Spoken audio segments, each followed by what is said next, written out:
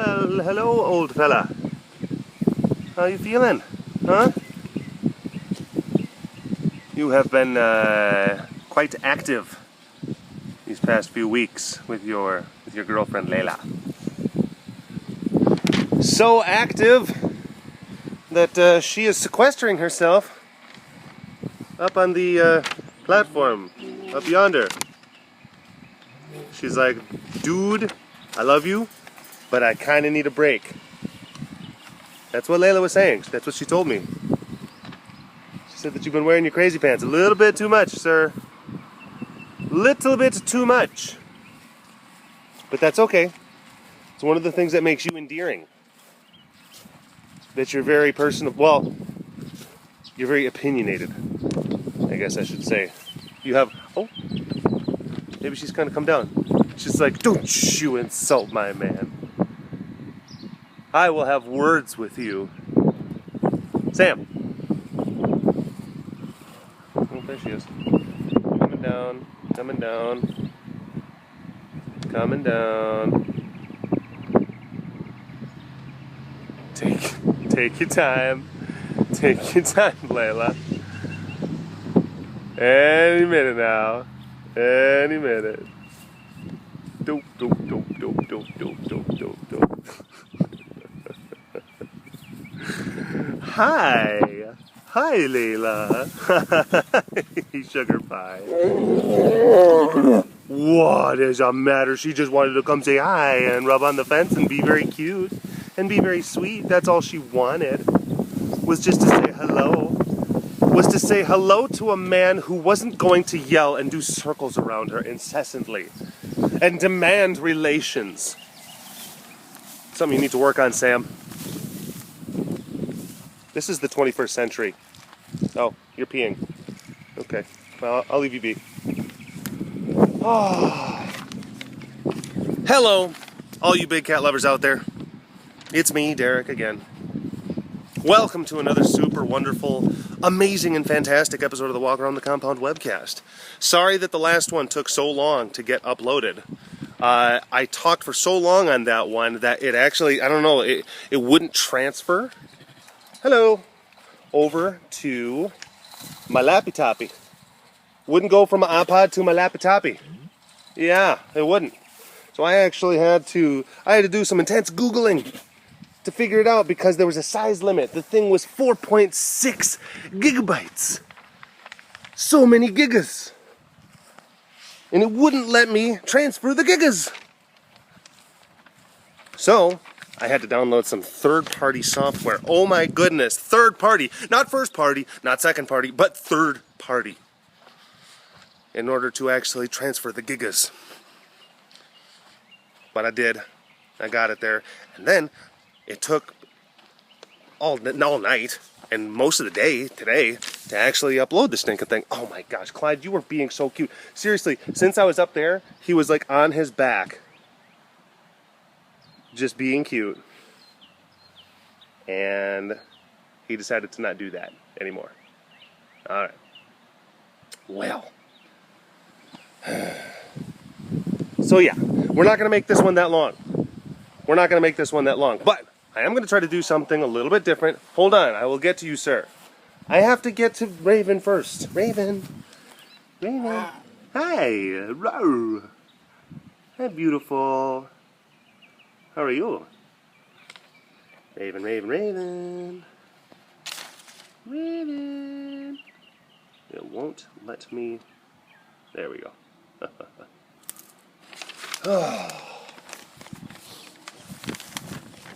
Okay. So, I have. Yes. Hi. Well, hello. Oh, you and your whisper mews. You have such adorable whisper mews. I have a thing here that a young gentleman emailed to me, and I think that I was going to use this to be the main source of fodder for the content of my webcast, my Walk Around the Compound webcast. Hello, Mr. Cron. I am William Brack, a high school senior at Kingwood Park High School. I don't know where Kingwood Park is, but I imagine it's fantastic. As part of our final grade, my English teacher has assigned us the task of contacting and interviewing someone who has experience in the field we wish to study and enter. My personal goal is to study zoology and work at an animal sanctuary and have the opportunity to help animals that require human assistance to survive or recover. If possible, I would like to ask you a few questions to get a feel for the requirements and reality of the animal care field, especially in a sanctuary setting. I have taken the liberty of including the interview questions in this email. While I would very much like to hear from you, I understand it may not be convenient or possible for you. If you feel you will not have the time to respond to the questions, please simply send an email response letting me know. I thank you in advance for your time and apologize for any inconvenience. Sincerely, William Brack. Well, Mr. William Brack, thank you very much for that nice, respectful email. Well-spoken, well-informed. I think I'll absolutely answer your questions, and we don't have to do a telephone thing. I will answer your interview questions on this edition of the Walk Around the Compound webcast. It's a little bit windy. Can't help it. Can't help the wind. Okay. Number one, what aspects of working at a sanctuary or in animal care in general do you think people need to be aware of before they dedicate themselves to it? Very good question. I think one of the biggest things that you need to realize is that you're not on your time anymore. I tell that to new interns when they start working here, you know?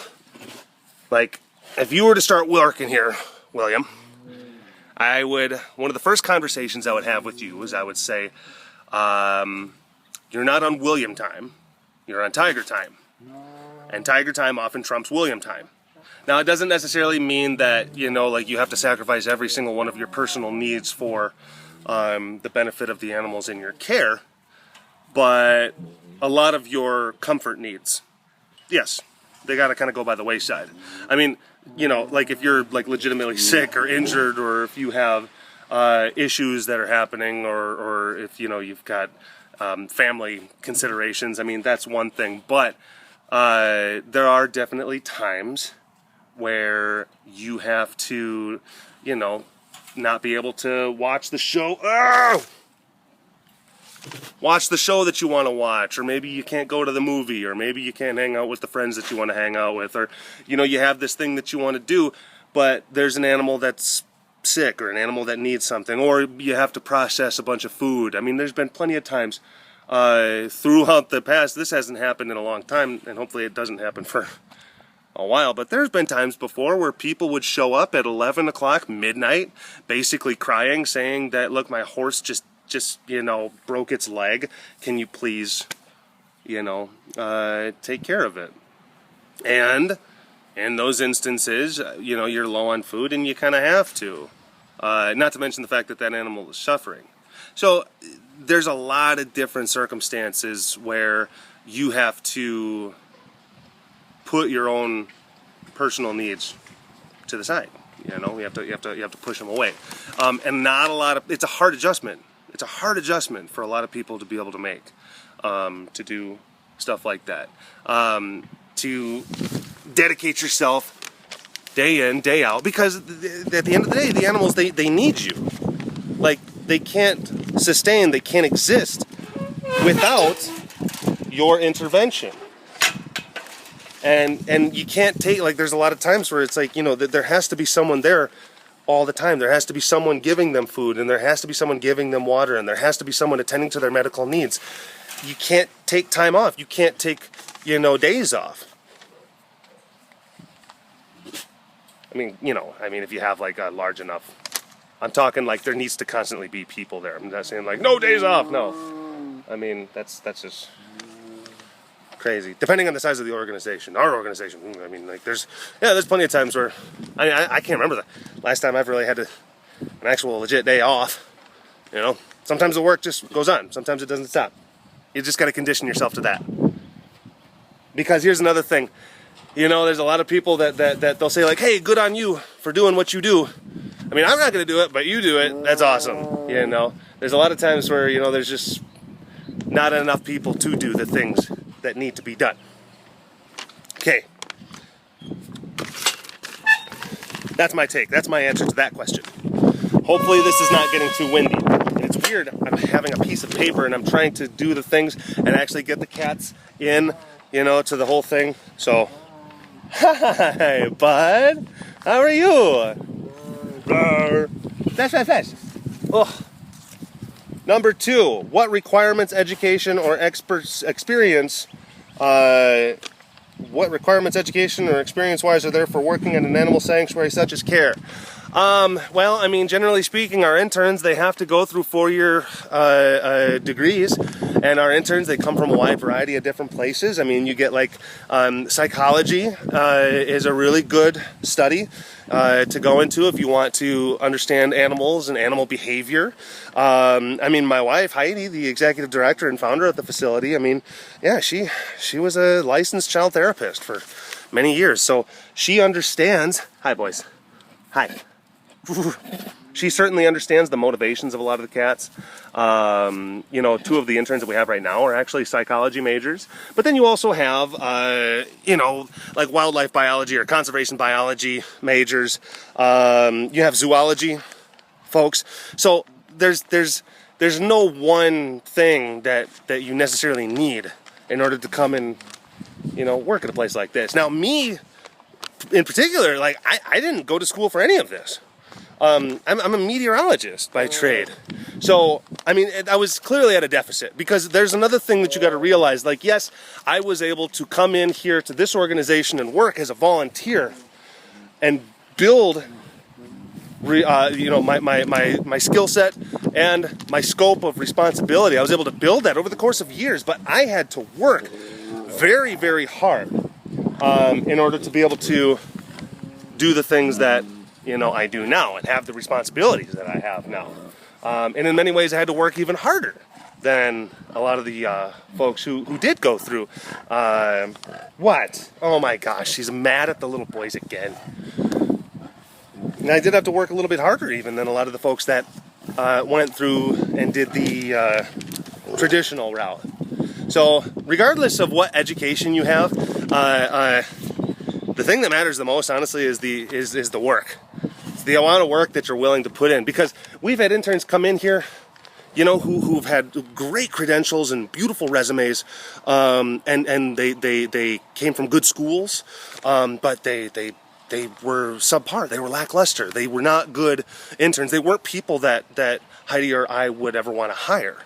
And then there were other interns who they, you know, come from lesser means, and they go to less prestigious institutions, and but they're amazing. You know, they're amazing interns. They have the intuition and the insight, and the wherewithal, and, you know, that kind of determination that you need to be able to, you know, work in a setting like this. So, yeah. You can. Oh, look at that. I was going to say something about, you know, square pegs and round holes, and that sometimes you can kind of shape. You can alter the shape of your peg to go into the hole, and then I thought that the analogy was really started to break apart, and then I started to think that the analogy was like becoming like oddly like sexual sounding, so I just kind of had to abandon it. But then I didn't, because you're hearing about it right now. So anyway, number 3, what is the most rewarding part of your job? Conversely, what is the most difficult or least enjoyable part of the job? Most enjoyable part of the job is and everyone has their own different reasons for why they want to come and work at a facility like this, or work in the capacity that I work at. But probably the most enjoyable thing is that I get to have all these amazing friends. And I've talked about this before. And when I first started working with big cats, lions, and tigers, I was head over heels with the concept, with the idea of working with cats. This is a part of my identity now, and I'm a guy that gets to say I work with lions and tigers. That is so cool, and I'm a cool guy for being able to say that.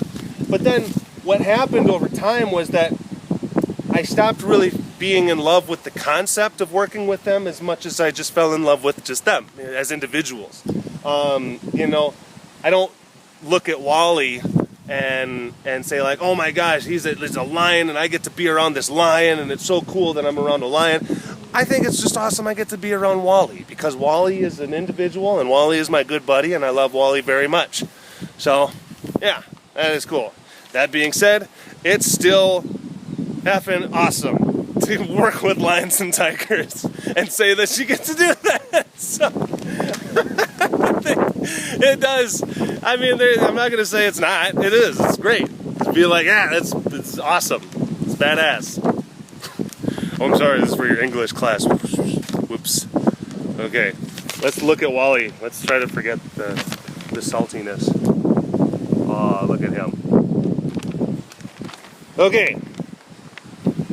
Number 4. How important is volunteer experience in finding a job? It depends on what type of job you're going to be getting into, but volunteer experience is going to be a tremendously crucial thing. I mean, you got to look at it like this way. Some people, they think that you're just trying to get stuff that you can put into a resume, something like a list, or I was here. It's almost like you're gathering Pokemon cards. But you got to think of it in terms of, I'm at these places and I'm actually putting real, honest to goodness, like proverbial, like tools in like an imaginary belt. Like working at a place like this for our interns, and our interns are unpaid. I mean, they get to learn things about animal behavior and operating heavy machinery, and they learn a lot of the ins and outs of like the motivations of big cats and locking them up into their secure lockdowns. They can understand like their nutritional requirements, and they get just this insight into them and their lives and what it means to be around them just by simply working with them. So yeah, I mean, volunteerism equals experience, and experience is going to be the most valuable thing that you can ever have. And don't think that you can't gain valuable experience by, you know, not working with other types of animals. Hi, car. What I mean by that is that a lot of times people, they get intimidated by wanting to come and work with big cats. You know, like, well, you know, I only have experience with, like, you know, like on a farm or with horses or with dogs and cats. But you got to realize also, it's like animals, there's so many different tendencies of animals that are very similar to each other. I mean, they have like their basic needs of life. I mean, the needs of food and water and enrichment and rest and peace, and they need like a lot of the same types of things.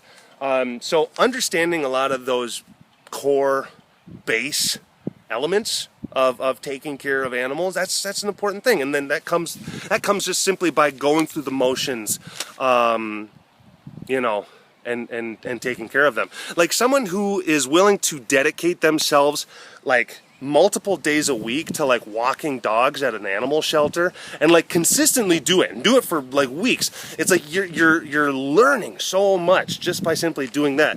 Again, about those animals, you're learning things about yourself and how they need to be walked, and someone has to walk them, and there's oftentimes people that aren't going to be around to walk them, and you got to do it, and someone's got to do it. And the fact that you're showing that dedication to their needs, that goes a long way. And then also you get the sense yourself, like this is something that had I not been here, then like the quality of their existence would suffer, and that imparts onto you, you know, onto how you kind of, you know, approach these types of things. That's this. You're very cute. Just want you to know that. Okay.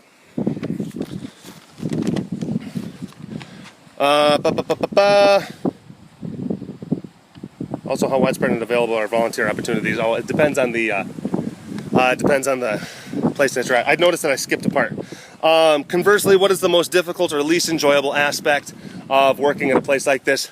Well, you know, I mean, the obvious type stuff when they die. That stinks.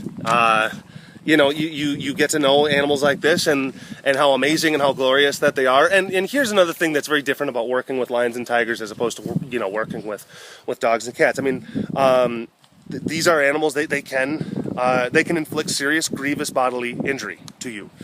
They can kill you. And they're so big, and their needs are it's like their needs are exaggerated.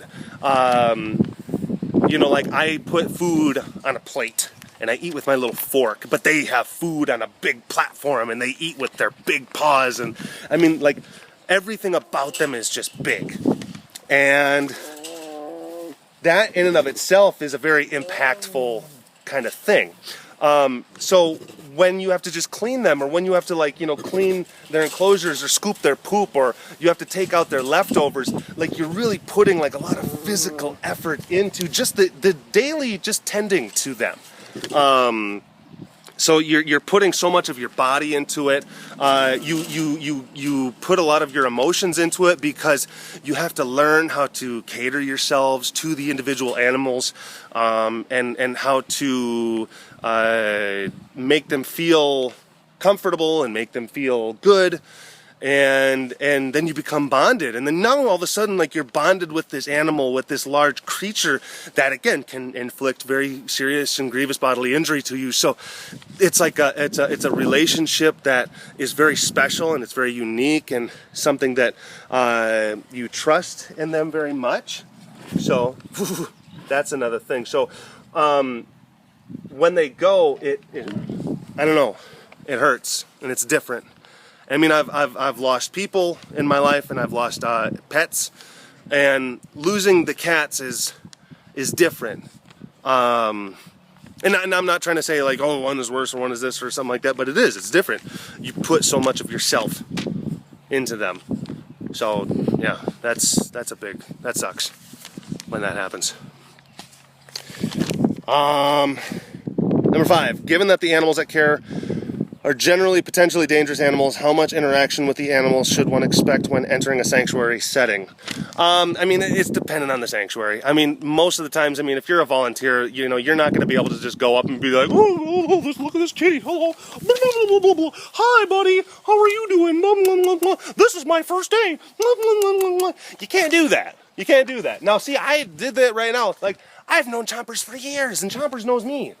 And he knows my voice, and he knows how I smell, and he knows like my intent. He knows the tonality of my voice. Also, I know how to interact with him. I know where around this enclosure is probably going to be safe for me to stand. I know where the weak spots of certain things are, and I know what is possibly going to set him off, and I know the myriad of little things in my head about interacting with him. And it's taken years. It's taken years for each and every single one of these cats, and for each and every single one of these enclosures. It's taken years to develop that sensibility. And you can't expect to just be able to do the things that I do, or that other people that have been working here for years do on your first day. You got to make your bones. You just gotta. And I'm telling you right now, like again, it's dependent on the facility. Like there are places and facilities, they have very strict no contact policies. There's other facilities who they want to try to recreate the wild environment as much as possible. So basically what they do is that they have the animals inside of the enclosures, and they don't interact with them at all. They don't even talk to them. Oh my goodness, I want to interact with that belly. I want to interact with that belly. Look at you. Look at you.